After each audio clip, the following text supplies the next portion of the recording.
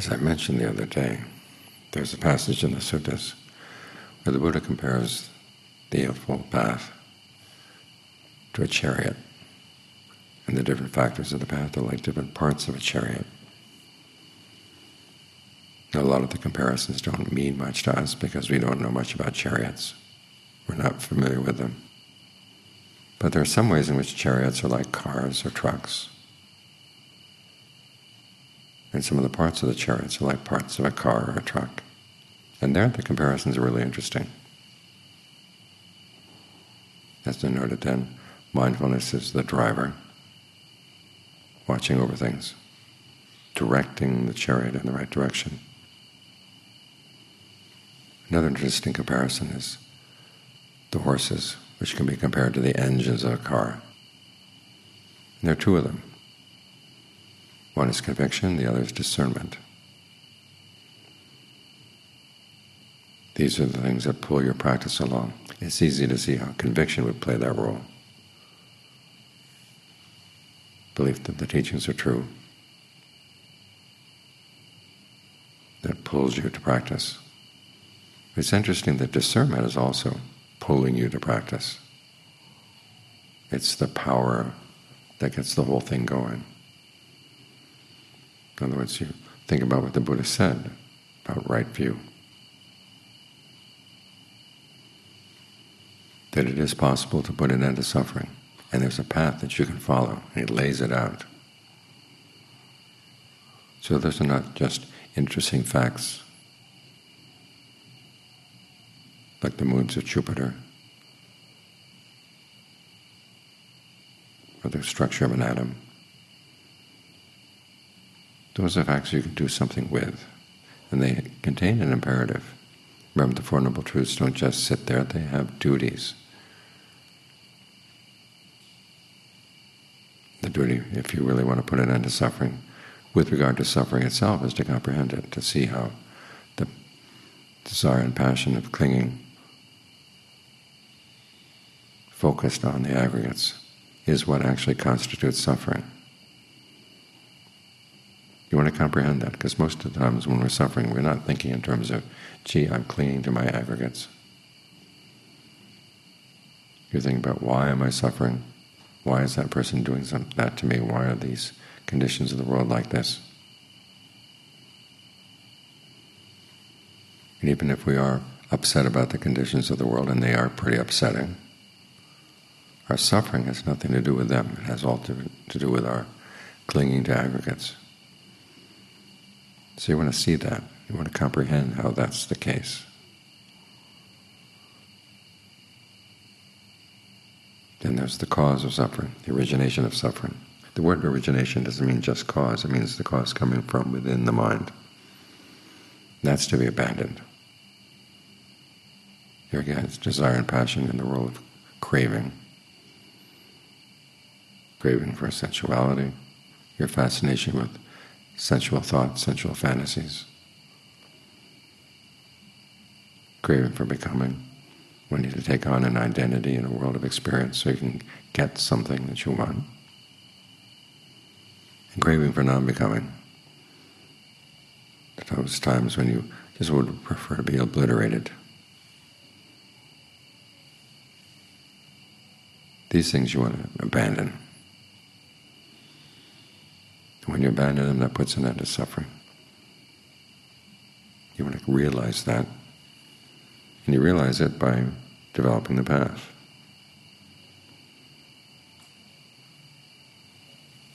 So discernment basically tells us not that this is this and that is that, which a lot of times it seems to be, especially when you get into the Abhidhamma, it's all about identifying different mind states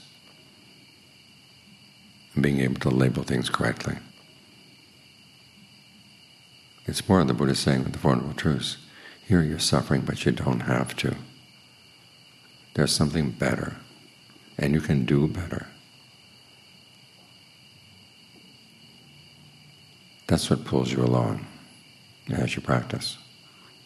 Without that, the practice just sits there. You've got a chariot, but it doesn't go anywhere. But you have a sense that yes, things can be better, and I can make myself better, and I can do better. That's what discernment tells you. And then your conviction puts more oomph into that. Not only is there a better way to act, but you feel, yes, I can do this. I have it within me. And it's worth putting out that effort. Those are the things that drive your practice along.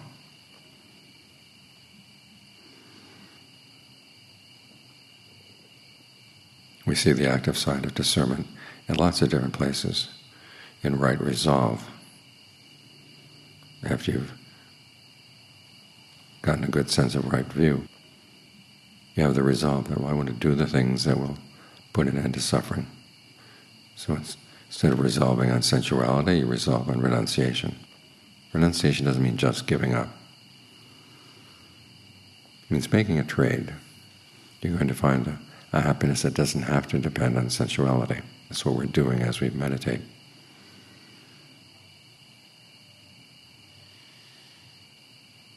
I was reading a while back someone complaining that the idea that we're going to get a sense of pleasure out of concentration, you have to be very careful, because if it gets too strong, you're going to get attached. And they said that the pleasure of concentration comes from tactile sensation.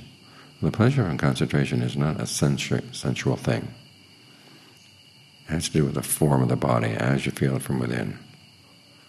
It's a higher form of pleasure. And it's not intoxicating like sensual pleasures. It can be very addictive, and as Ajaan Fuang said, it's good. Get crazy about your meditation. Get really stuck on your meditation. Because it's only when you're really into it that it can take you someplace. And then you can pry yourself loose. But if you're afraid to really get into it, really enjoy it, you're never going to go anywhere. So resolve on finding your happiness in renouncing sensuality, and exploring this sense of well-being that you can develop here inside the body, starting with the way you breathe. Then you resolve on what the Buddha says is non-ill will, which can mean everything from goodwill to equanimity. And then you resolve on harmlessness, which is basically resolving on compassion. So you've got all the Brahmaviharas. So basically you're setting yourself up for right concentration. You realize that if you really want to put an end to suffering, this is where you've got to do it, getting the mind in concentration. In that image of the chariot, concentration is the axle around which the wheels of right effort revolve.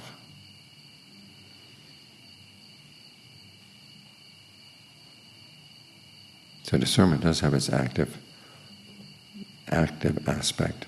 It's pulling you someplace. Right view tries to shake you up and say, hey, the way you've been living your life is not satisfactory. There's a lot better, and you can do better. And when you adopt that, your conviction, and through your own discernment as you develop as you practice, you can pull yourself in a much better direction. Ajaan Fuang tells the story of when he was with Ajaan Fuang. There was one day they were in the sala, and this one woman who lived in a village nearby came, and she just complained about how poor she was. I'm just a poor person, and over and over and over again.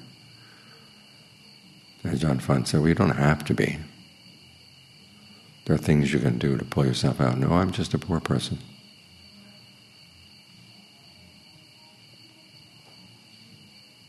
As Ajaan Fuang pointed out, well, he'd been born a poor person too, but he didn't stay that way.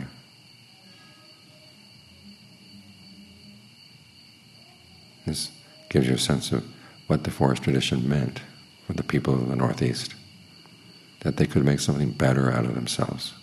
Think about it, John Lee, orphaned at an early age, wants to ordain, wants to get a little bit of merit, gets distressed to see that the monastery where he's living doesn't really abide by the Vinaya. And when a forest monk comes through, he immediately latches onto this opportunity. This is what the Dharma means. There's something better, and here's the opening. So let that thought pull you along. You can do better, and it will be better when you do better. In other words, it's worth the effort that goes into it. The results will be good. That's what drives our practice, what gives power to the practice. So that when your concentration is not good, you don't just say, well, I guess this is a bit as good as it can be. I can learn how to accept it and not get more worked up about it. You tell yourself, there must be something better. I must be missing something.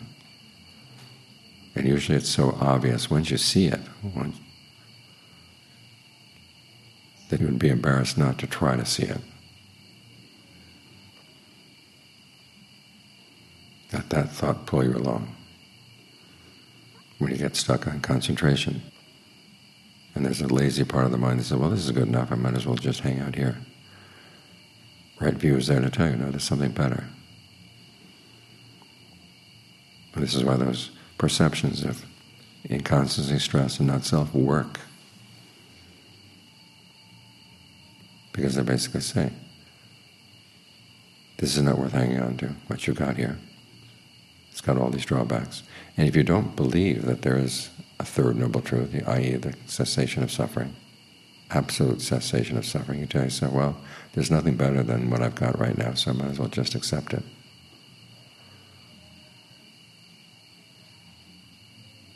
Then those perceptions don't work. But if you have that concept that, yes, there is an end to suffering, and it's because I'm hanging on to these things when I don't have to, how can I find a way not to hang on? That thought drives you along.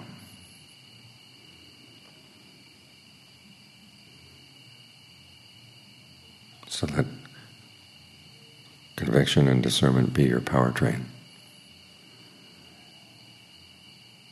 to make sure their practice keeps getting better and better all the time.